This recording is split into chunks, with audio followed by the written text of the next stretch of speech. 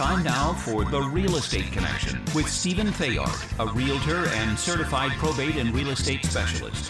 Whether you're a first-time homebuyer or a seasoned investor looking to downsize, move up, or refinance, this program is for you. A house in the middle of a street. From probate sales to landscape design to home repairs and maintenance, this is your weekly look into all things real estate. Now your host for The Real Estate Connection, Stephen Theard. Thank you. Thank you, everybody, for joining me on another episode of The Real Estate Connection with your host, podcast real estate broker, Stephen Theard.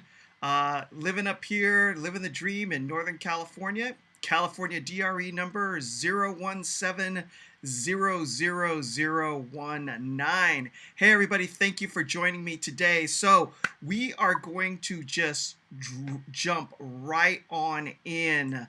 Okay, so have you ever been woken up in the middle of the night by shaking, rattling, and rolling? Or you feel that sudden jolt and then in your house, right? Have you ever felt that and wondered, oh my gosh, is this the big one? How long is it going to last? How much damage could it possibly do to my home? If that's you, then you're going to want to stay tuned to this episode right now. Oh my goodness, I got a phone call coming in. We're going to decline that because you can hear it in the background. Technology picks up everything. Anyway, if that's you, if that is you, and you're wondering, hey, how much damage could an earthquake do to my home? I've always kind of wondered about earthquake insurance and how it works. Today's episode is for you. Again, this is Stephen Theard with The Real Estate Connection, and we're going to ask, what's the deal with earthquake insurance today? So if you have any friends or family that have been thinking about it, or if you've wondered or other people have wondered, if you're on Facebook, hit that thumbs up button and share it out to your friends and family. And if you're on YouTube, hit that subscribe button and the like button. It helps with the numbers to get it shared out to more people so that they can get the information themselves. And you will not miss another episode if you subscribe to both of those channels. And if you want to find me, the podcast is on Apple Podcasts under The Real Estate Connection. Just type it in the search bar and you'll find it. Or you can go to Podbean, that's podbean.com, podbean.com, search The Real Estate Connection, and you'll be able to find me there. And then just subscribe, and that way you'll never miss any more content. But let's jump into this question, what's the deal with earthquake insurance? So my first topic or beginning of this conversation is, do you remember where you were on October 17th, 1989 at 5:04 p.m. when the 6.9 Loma Prieta earthquake hit the San Francisco Bay Area? I know where I was at. I was finishing up a day at San Jose State University, and I was driving home, and all of a sudden, the radio went out, and I remember that very specifically because I was listening to the San Francisco Giants in the World Series playing their game that afternoon or early evening, and the radio cut out. And then I remember the back end of my car feeling like the axle was sliding out from underneath me, and then I looked up and I saw light poles waving back and forth like I've never seen before. And needless to say, I pulled over, but I know exactly where I was during the Loma Prieta earthquake of 1989. So there was a lot of damage. And if you were anywhere living during that time frame, anywhere in the United States or in California, you saw all sorts of coverage on television showing the Bay Bridge, part of it collapsing. You saw the pancaking of the freeways collapsing on top of one another. You saw buildings leaned over or toppled over into San Francisco, and fires and all of that stuff. However, if you actually were living locally, you may not have been affected that much by the 6.9 level earthquake that happened back in 1989. There were certain pockets of the Bay Area that got absolutely hammered, and there were other pockets of the Bay Area where all there was books flying off the shelves, or chairs or things falling over, and it was just kind of a nuisance cleanup. There was some power out in other spots, and power was on in the rest of the state, or the rest of the Bay Area. So there was $162 million in damage and approximately 12,000 homes that were affected by the earthquake. But here's the rub. Is it worth having earthquake insurance when your home could be one of the 12,000 that had severe damage, or one of the hundreds of thousands of other homes in the Bay Area that had little to no damage at all? So earthquake insurance is a weird thing. It's expensive, and we're going to get into that. There's a high deductible, and we're going to get into that as well. But it's almost like going to Vegas and betting on the fact that you're going to lose. And the bet costs a lot of money. If you lose, it's great. You're covered. But if you don't lose, then all of a sudden, all this money is going out the window, and you really have nothing to show for it. So stay tuned. We're going to keep on rolling through this and talk about earthquake insurance. So, little background. Why earthquake insurance? Earthquakes in the United States are not covered under standard homeowners or business insurance policies. Coverage is available either in the form of an endorsement or a separate policy for homeowners, renters, and small business owners. And this information comes directly from the website of the insuranceinformationinstitute.org. So if you want to read it for yourself, go to the website iii.org. iii.org. All right, so I have to give credit for the information coming from the Insurance Institute for providing this stuff. So, unlike flood insurance, okay, earthquake coverage is available from private insurance companies rather than from the government. Now, if you have any questions about flood insurance, I did a podcast previously specifically on flood insurance, and you can find that if you go to Apple Podcasts and look up The Real Estate Connection and scroll through the titles. You'll find an episode that I did in the past just specifically on flood insurance. Or if you want to find it, you can go to podbean.com if you're looking for information on flood insurance. But unlike flood insurance, which is offered by the federal government, earthquake insurance is offered by private companies. Okay, so if you have any specific questions about your particular situation and you want to discuss it with me further, give me a call, 408-472-0817. Again, 408-472-0817. I'd be happy to answer questions about your specific situation and how it relates to whether or not you think you should get earthquake insurance or any other real estate related matters for that reason as well. Again, California DRE number 017000019. So what is the cost of earthquake insurance? The cost of earthquake insurance is calculated on a per $1,000 basis. So the cost can range from $1 to $10 depending on the risk of earthquakes where your home is located and the type of house being insured.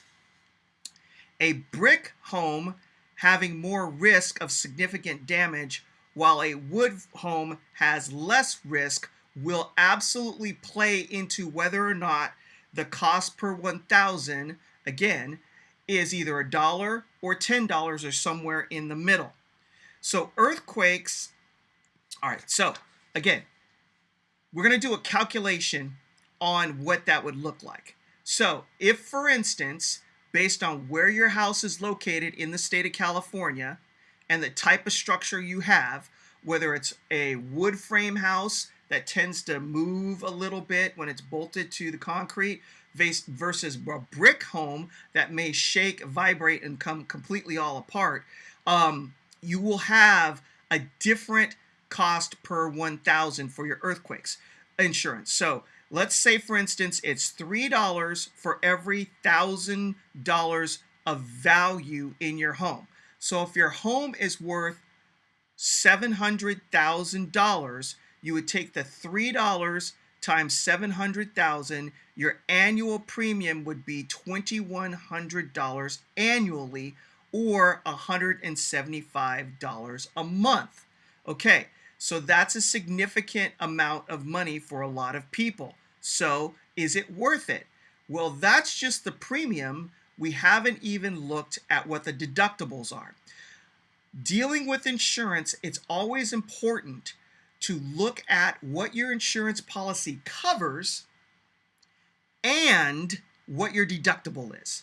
So for instance, if your house is insured against a water pipe in the house and it breaks and you have flooding and you need to replace drywall, carpeting, and the plumbing fixtures, if your deductible is, say, $5,000 and the cost for all of the repairs is $5,000, it's all out of pocket, right? So if the cost is $10,000 to make all the repairs, your deductible is $5,000, so you pay for the first $5,000 and the insurance pays for the next. So it's important to know what the deductible is, as well as the cost of the insurance, because it plays a role in your decision-making process. So earthquake insurance carries a deductible generally in the form of a percentage rather than a dollar amount, okay? So deductibles can range anywhere from 2% to 20% of the replacement value of the structure.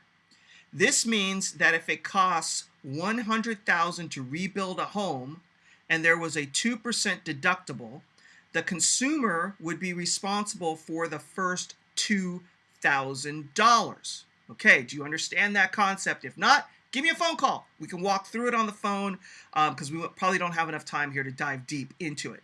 Again, 408-472-0817. Again, 408-472-0817 is the number if you want to call me and talk about this in more detail about your specific situation. Insurers in states with higher than average risk of earthquakes often set minimum deductibles at around 10%. In most cases, consumers can get higher deductibles to save money on earthquake insurance premiums. Okay, so for example, in California, if it is a 10% deductible for a house valued at $700,000, the deductible would be $70,000.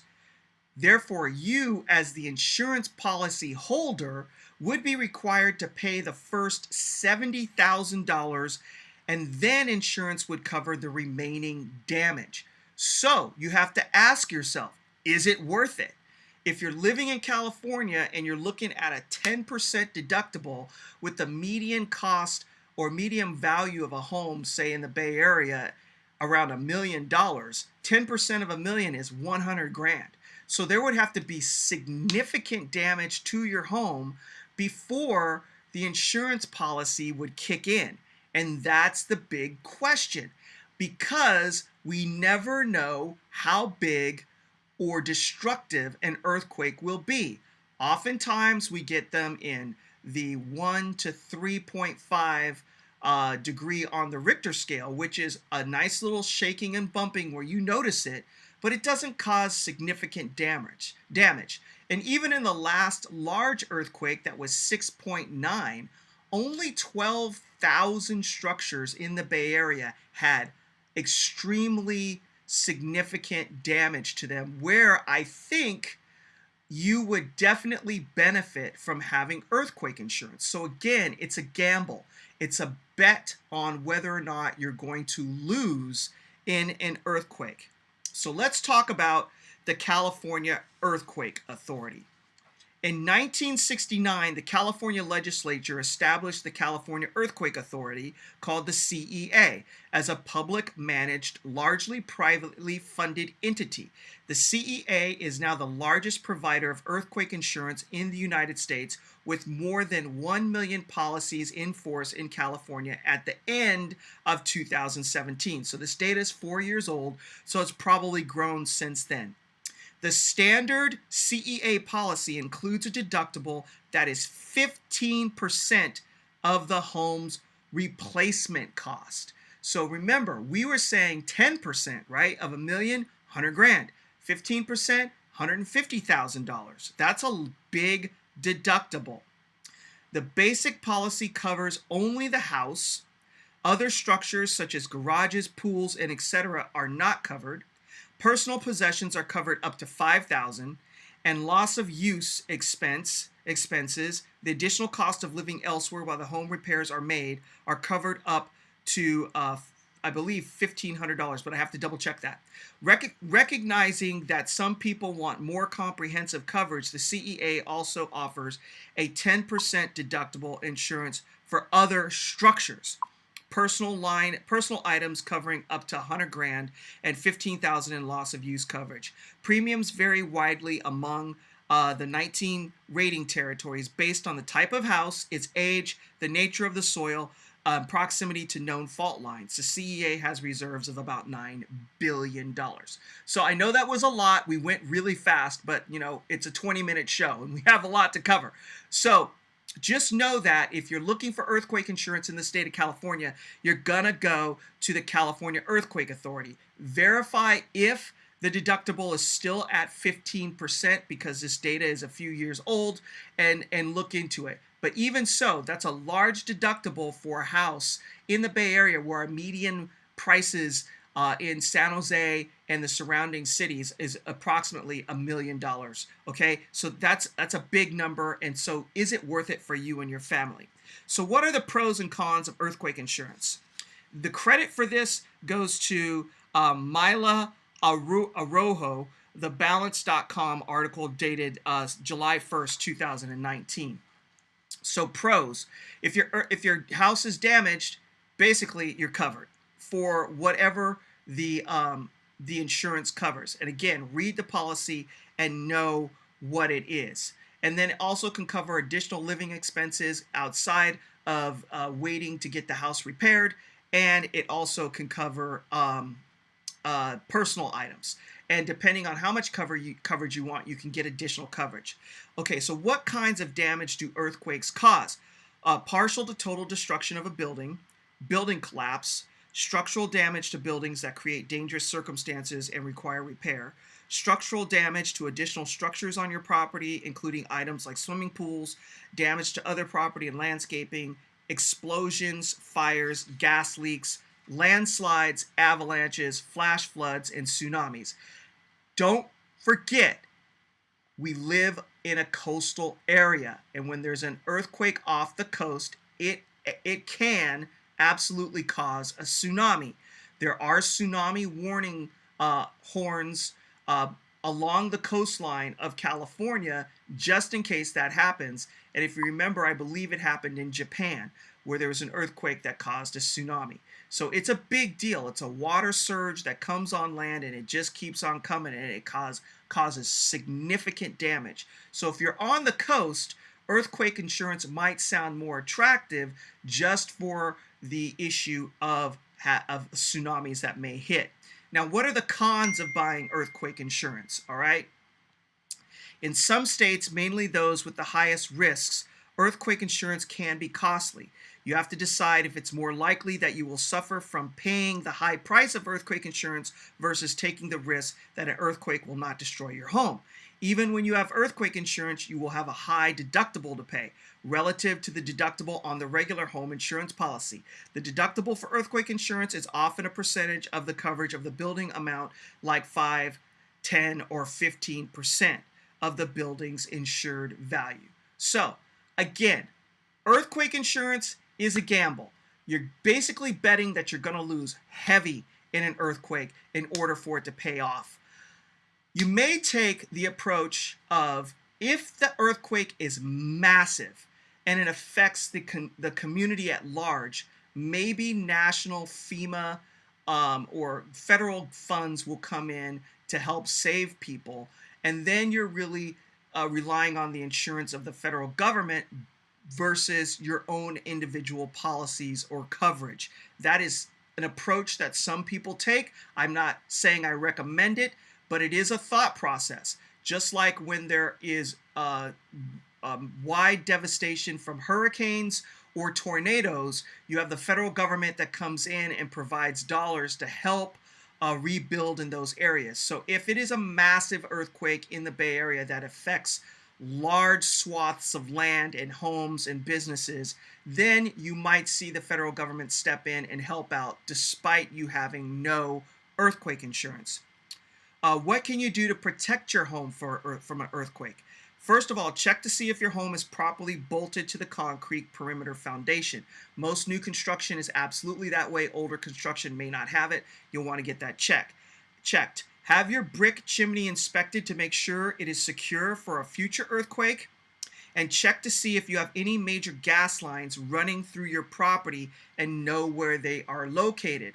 A la the pipe explosion that happened up the northern peninsula a few years back that wiped out in a neighborhood from a gas pipe in a person's backyard that exploded and then caused a chain reaction throughout the neighborhood. So know where you have major gas lines, whether it's just for your feeding the house so you can go turn it off with that special key that everyone should have in their house. You should have a gas shutoff wrench, or if you have a major gas line running through your property, get that checked out. That's it. We've covered earthquake insurance. I've gone a little bit longer than I wanted to, trying to keep these podcasts to about 20 minutes. So I want to thank you all for joining me today. Again, if you have any questions about your specific situation and whether or not it would be a good idea for you to carry earthquake insurance coverage, give me a call. I am not an insurance agent, but I can at least, logically help you walk through it.